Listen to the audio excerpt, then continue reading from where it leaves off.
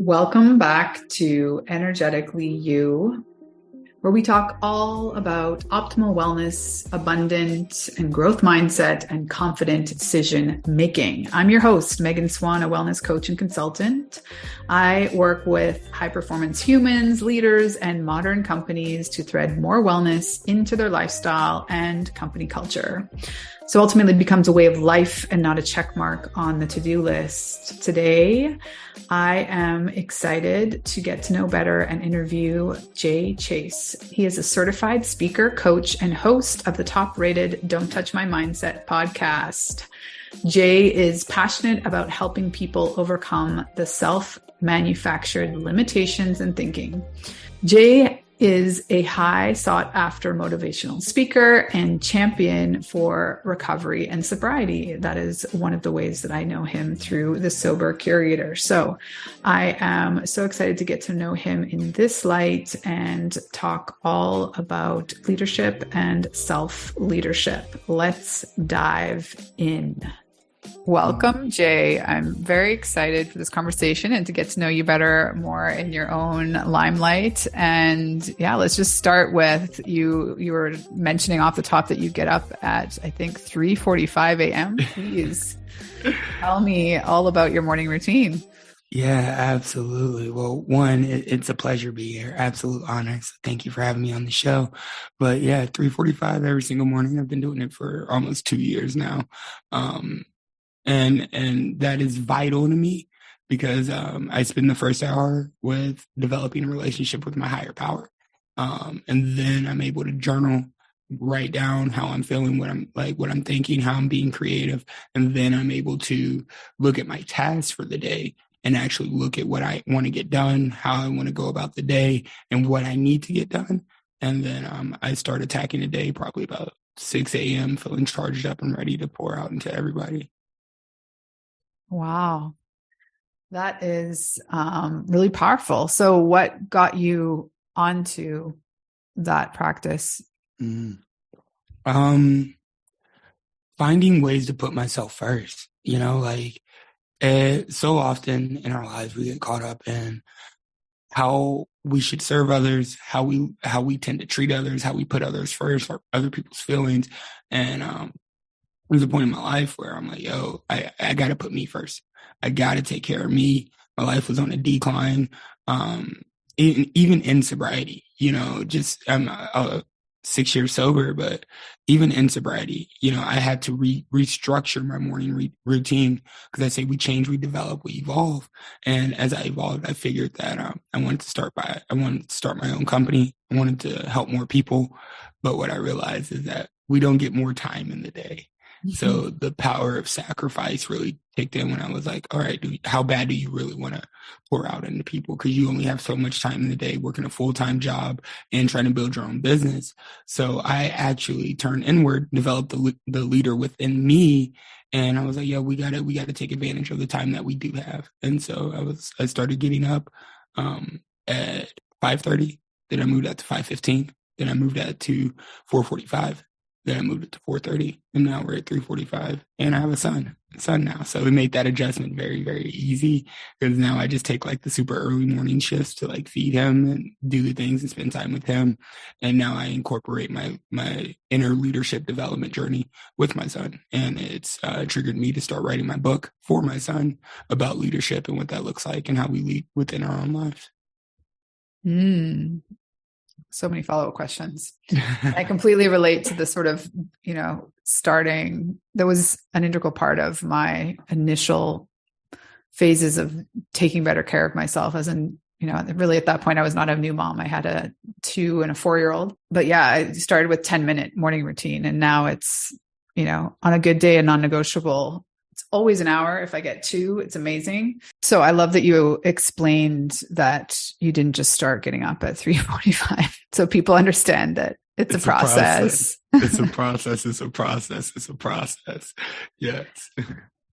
So, and I love that you shared, because I also thought when you said 3-4, I'm like, oh, so you're taking the morning shift with the baby. But I didn't want to share it before you did. So congratulations, by the way. It's such an exciting moment in time as a new parent. So I love that you're sort of taking advantage of that spark of inspiration of, what do I want to teach my son? And what can you share with us in terms of some sort of basics for you that you might even, from something that a child can understand about leadership? Yes. Oh, I love that. Leadership is nothing but influence. Leadership is nothing but influence. Some people think that leadership is a title, it's position, it's people giving you permission so you can lead them. Leadership's not even that. All it is influence over people and how you influence people. And the number one lesson that I want to teach my son, and that's it easy enough for a kid to grasp from the early ages of development of that autonomy, is that in order to influence people, you have to add value. And that will equate to your leadership. It's how much value you add to people. Yeah. Well, and I think you just kind of, we naturally started talking about how you operate in terms of self-leadership and, really starting your day with a lot of intention so that you're in the best place to, fill other people's cup, maybe on some level. Was that always innate and natural to you, or did you maybe start trying to have a positive impact and add value before you were really supporting yourself first? Yeah, no, a lot. Yeah, I love this question. It's a really good question because I think it's something that's not talked about enough, with everybody wanting to share their story and everybody's a speaker nowadays and everybody has a story. But no, I spent 4 years developing myself before I even spoke of my journey. And I think that's vital for anybody to spend a decent amount of time alone with them before they start, trying to pour other people's cup, because we got to fill ourselves up first. If we were on an airplane, the flight attendant would tell you, if the plane starts to go down, put the mask on yourself first before you try to save somebody else. And so it's really looking at what do I need to overcome? And once I overcome that, then the people that I can help are the people that I used to be. Mm-hmm. So can you share maybe some of the threads of aspects of yourself you felt like you had to overcome or sit with or deal with, however you want to? Oh man, I don't even know if we got enough time on this podcast for all those things. I did say pick some. I love it. Shame, guilt, doubt, insecurities. My biggest thing is rejection. I follow through on commitments, controlling my emotions. But really, really, the biggest thing that I had to do was stop speaking without thinking. That's just I got to understand that my superpower is the encourager. My superpower is the leader. My superpower is giving and providing hope for others who don't have it. That's something I'm gifted with.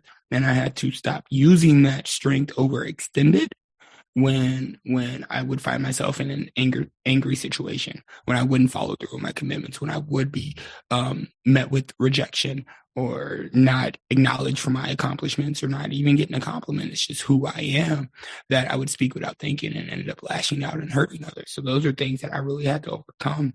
This need for approval, this primary drive for interaction. When I get into conflict, I tend to attack. So I really had to I got things in me that sparked my leadership journey within. And now I can be this great, amazing man that people see. And now I can pour out, because these are the things that I've actually overcame by myself. And I can pinpoint them and know what I teach, know what I do, and know how I love on people. Yeah. The lashing out and the anger, I can relate to that one.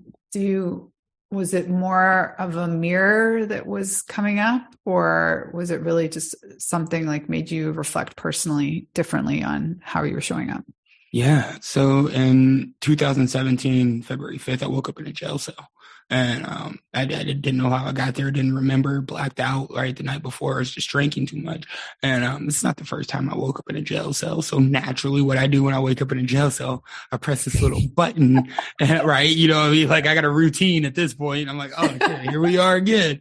But I push this little button. It's like, hey, what's my bond? no bond. I was like, whoa, hold up. This is the first time we ain't never had a bond. Normally I'd get in jail and I could just bond out. We'll deal with it later, down in court, lawyer, whatever. But no bond. I was like, yo, what did I do? Did I kill somebody?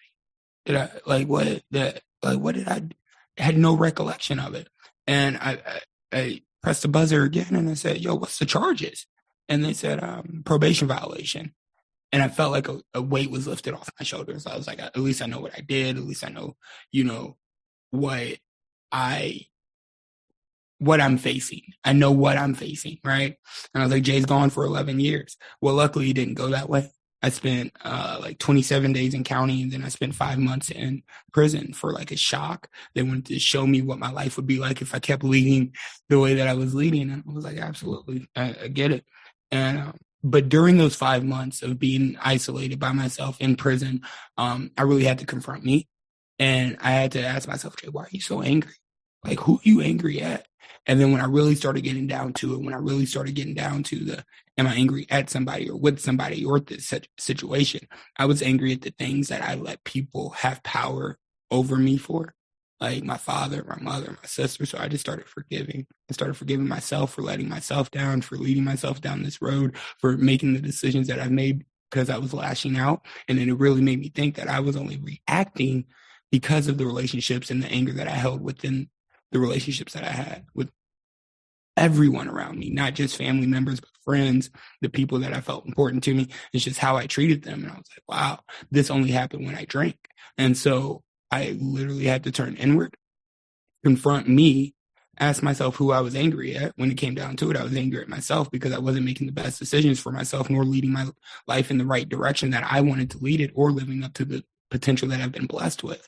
So then I'm like, okay, from here on out, I vow not to lash out, not to be angry, but to be a good person and work on myself and put myself first.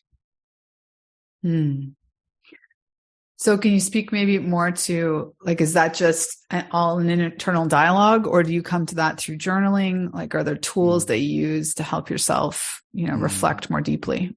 Yeah. She said, make it practical. I need some practical steps. What can we do? I love it. I read a book called The Power of Forgiveness. A lot of people talk about self-care. A lot of people talk about your self-care routine. A lot of people talk about self-love. I don't believe you can get to any of those things until you go to self-forgiveness. Like, we got to go through that mucky water of self-forgiveness. And this book called The Power of Forgiveness. And like, I couldn't tell you who wrote the book. I couldn't tell you what the overarching point was about the book, but I can tell you the one thing that got me, that hit me in the heart. And it said that forgiveness isn't for the injuster, but it's for yourself. It's to reclaim the power that you have given somebody else. And I was like, oh, nah, what? Well, you mean I don't got to be angry? And so I started writing letters. And the one practice that helped me the most was I made a list of everybody that I needed to forgive, that I've given power to, that I've let control over my emotions of.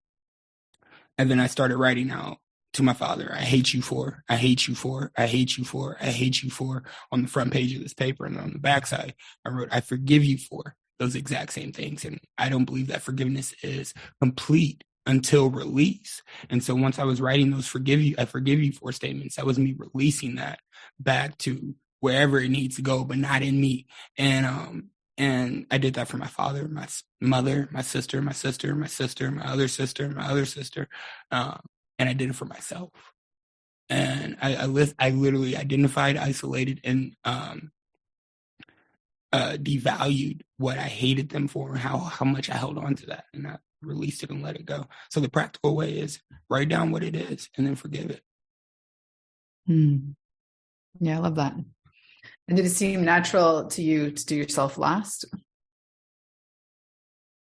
I still felt something brewing in me after confronting all those issues, after confronting all those people with myself. Like, the only person I actually read that letter to was my father.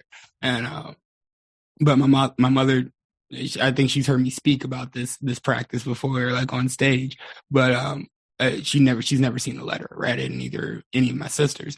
But I read it to my father. But when it came to me, I was still like, there's something I need to forgive myself, which was, and it made me think back to the book. I said, forgiveness is for me, not for anybody else. And I still did it for other people. And I was like, and so then that's where I was like, yeah, I got to have a difficult conversation with me. So is it a goal or a dream of yours to be a motivational speaker, or did this just kind of like organically fall Absolutely on your not. lap?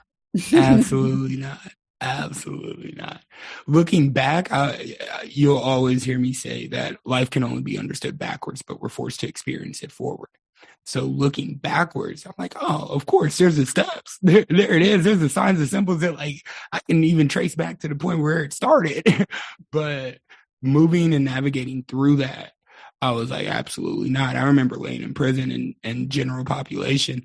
This guy would get up every single night, tall, like big white dude, tattoos all over his head, all over his body. And he would literally get up and read scripture and like basically preach to everybody in the pod.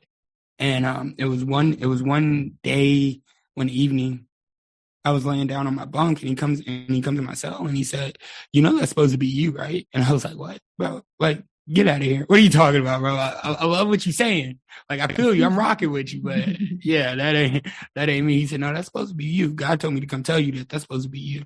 And I'm leaving. I'm not going to be here no more. I'm getting transferred. And so I need you to keep this going. And I was like, yeah, all right. Little behold that he got transferred the next day. And I was like, oh, snap. And so I just felt called to literally pick up scripture and just kind of continue and interpret the scripture that I read to the people in the pod. Through then, that was the first time I ever like got in front of people and spoke. And like it felt natural. I'm like, yo, there ain't nobody listening to me. I'm trying. I'm out. You know, I'm really trying. So I kept it up.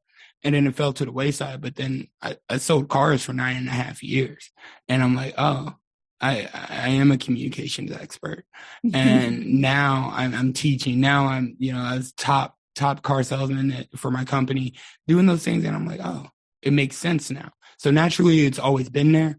Did I acknowledge it or lean into it? Absolutely not. I ran from it. But, you know, once I finally sat down and started sharing my story with my podcast, people started listening. And I was like, oh, okay, I got you. So looking back, do you think that he was just planting a seed? Like, what did he see in you? I couldn't tell you. Looking back at that moment, I was like, yo, I had no control in that situation. It was nothing to me. That had nothing to do with me. That was the conversations that I was having with myself, the prayers I was praying, like I was just like, all right, cool. Like at this point, I have surrendered to all that I know, and I had no control. Being in a place of like no control at all. So it was the fact that I was like, yo, if this, I gotta have something else direct my steps because I've tried it my way and I ended up in prison. So let's make the most of it while I'm here and at least be of some type of servitude. And that really birthed my mindset of servant leadership. That's huge. Mm. All right. So let's place, I'm so curious, like what are some of the communication skills that you pull out of all of your experience as a car salesman into leadership, motivational speaking? Yeah. One would be understanding that everybody speaks in a different language, that not everybody communicates how you communicate. So first and foremost, I'm a certified DISC facilitator, teacher, trainer, communications expert, and emotional intelligence practitioner. And what that does is break down the 4 personality styles that every single person seems to have, right? This assessment was developed about 100 years ago by the same guy who developed the first lie detector test and the character Wonder Woman. Absolutely insane. Like, you know, I was like, how do those two like have any commonalities, right? But they're both designed to get the truth out of you. And so they say that this assessment and this tool is designed to show you who you really are and who you're not. And so when I learned that each personality style has a different communication style, I'm like, oh, I get it. People don't care how much I know until they know how much I care. And just because I speak in a certain way doesn't mean that they're going to resonate. right? With my personality style being very extroverted, very people oriented, and very fast paced, like there's only 30% of the world that's going to communicate with me. And if I learn how to speak another language or another communication style, that's going to take my closing percentage from 30% to 60%, because it's 30, 30, 28, and 12%, like these 4 different quadrants of people in communication style. And I was like, okay, dope. And so when I was able to learn that and learn the priority and the pace of each communication style, I can communicate with somebody very well within the first 60 seconds of saying hello to them. And one, either people are very people oriented, where they put people first, or they're very task oriented, where they put tasks first, right? Or they're either very fast paced or they're very slow paced, right? There's a mixture of some, there's a, in between, but you can either tell from just that. And so when somebody's slow paced and task oriented, I got to slow down and look at what we're doing, right? Because I'm people oriented and fast paced. That's going to be right there. Abrasive. So, right. So it's adaptability. The biggest thing that I teach is adaptability, being able to adapt to different communication styles. Brilliant. Love that answer. Yeah. So what, I guess, about fatherhood has surprised you so far? Oh man. How looking at my child made me realize, even as adults, we're just big babies. When we get hungry, we scream, right? When we're not getting our needs met, we throw a fit. It takes a level of self-awareness. There's a statistic out there, if you believe statistics or not, that 15% of people are actually self-aware. And that's cognitive of thinking, behavior, communication, and emotional intelligence, self-regulation and social regulation, social awareness and self-awareness. And so when looking at my child and knowing that he is completely dependent on me, his mother, and to meet those needs, that he's in not any type of control, is how I should be leading life.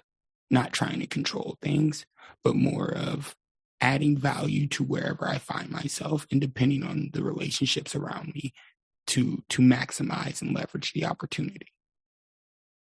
Good answer.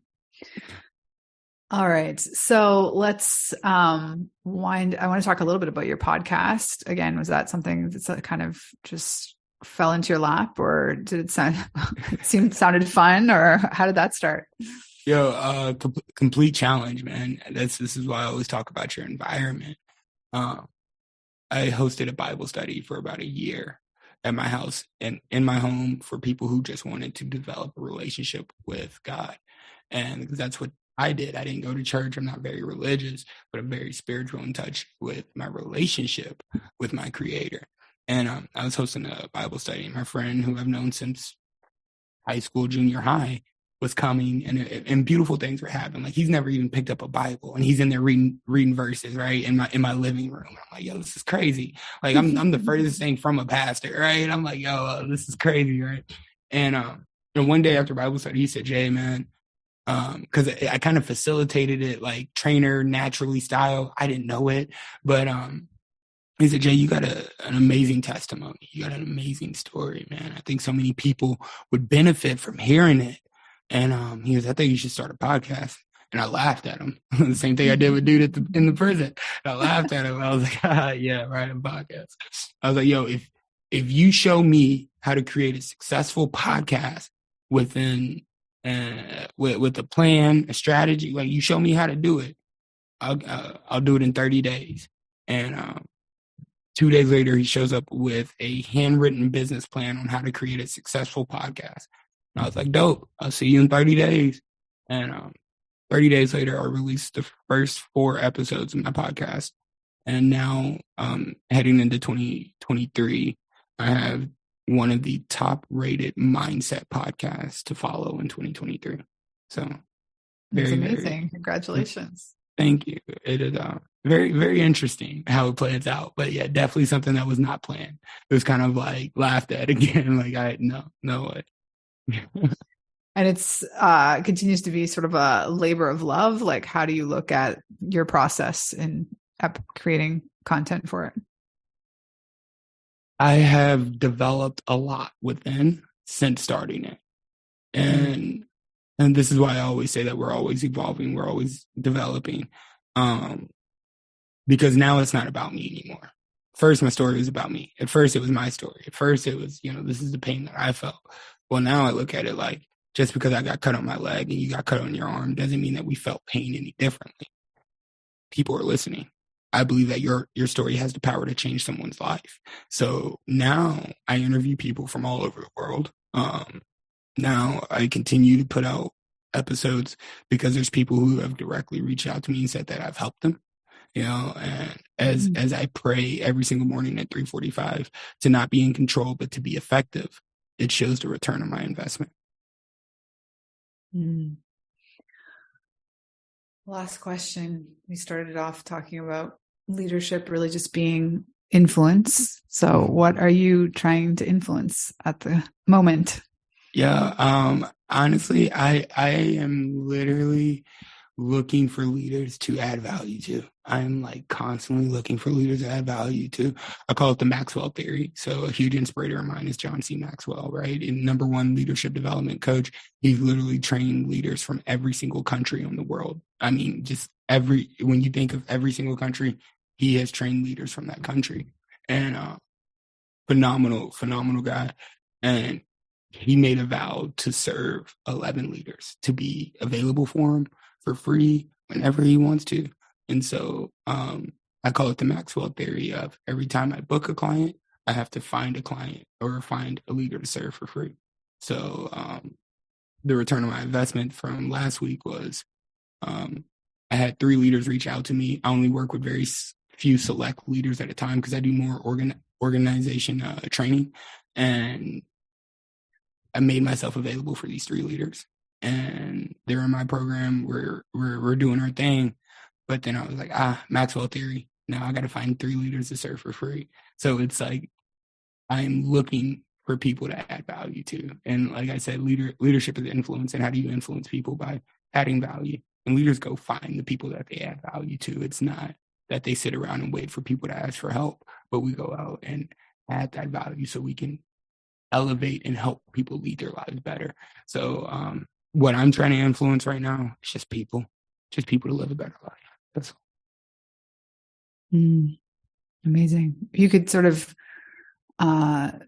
dilute down, like, is there sort of like a common theme that you're really seeing people specifically struggle with that's, maybe speaks to the times?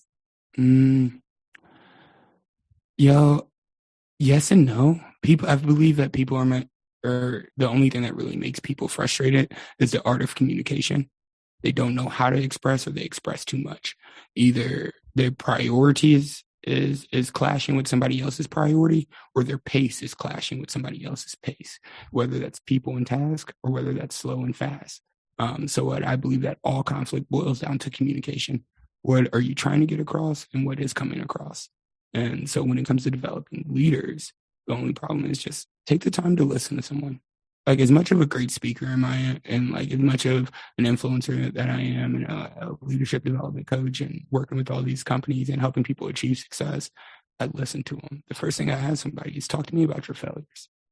That's my first leadership question. When anybody brings me in, and anybody wants to work with me, say, talk to me about your failures.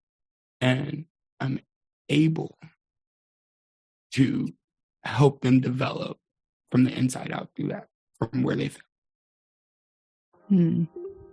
Yeah. Well, thank you so much for this conversation. Yeah, this has been phenomenal. Thank you for having me. This is a joy. We'll share all the ways to connect with you, but is there anything specific you want to point people to? Just thejchase.com. You can find all the stuff there.